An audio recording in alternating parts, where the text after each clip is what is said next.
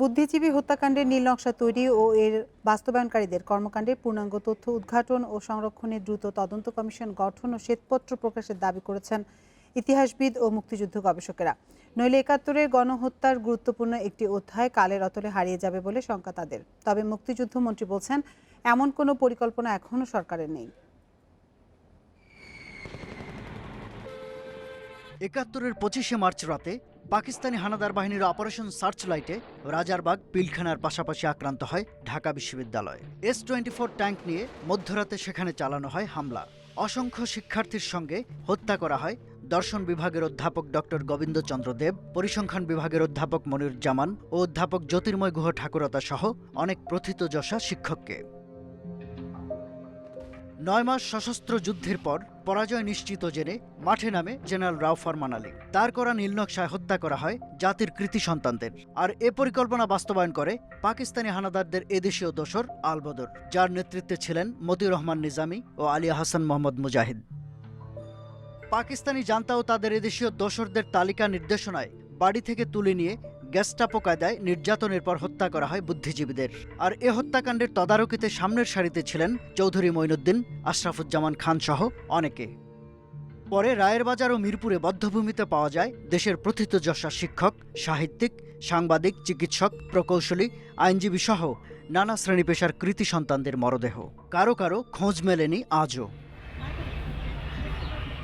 আন্তর্জাতিক অপরাধ ট্রাইব্যুনালে অপরাধ প্রমাণ হওয়ায় মৃত্যুদণ্ড হয় নিজামী, মুজাহিদ, মঈনুদ্দিন ও আশরাফুজ্জামানের। নিজামী মুজাহিদের দণ্ড কার্যকর হলেও ২ আসামি পলাতক। আশরাফুজ্জামান যুক্তরাষ্ট্রে আর মঈনুদ্দিনের অবস্থান যুক্তরাজ্যে। তবে এর মধ্য দিয়ে বুদ্ধিজীবী হত্যার বিচার ও তদন্ত শেষ হয়ে যায় না বলে মনে করেন আন্তর্জাতিক অপরাধ ট্রাইব্যুনালের এই সাক্ষী। পূর্ণাঙ্গ তদন্ত কমিশন এবং তদন্ত কমিশনের প্রতিবেদন সহ শ্বেতপত্র দাবি করেছি। কে ছিল, বাঙালিদের মধ্যে কারা, পাকিস্তানিদের মধ্যে কারা, এসব আমরা তথ্য জানতে চাই। মুক্তিযুদ্ধ ও গণহত্যা গবেষকেরা বলছেন, ইতিহাসের প্রয়োজনেই যুদ্ধ শেষে তদন্ত কমিশন গঠন করা হয়েছে অনেক দেশে। বাংলাদেশে যার প্রয়োজনীয়তা অস্বীকারের কোনো সুযোগ নেই। পৃথিবীর অনেক দেশেই কিন্তু এখন ট্রুথ কমিশন গঠিত হয়েছে, যে সত্যের স্বরূপটাকে তার সমগ্র মাত্রায় উন্মোচন করা। বাংলাদেশেও এখন একটা ট্রুথ কমিশনের মতো হওয়া উচিত।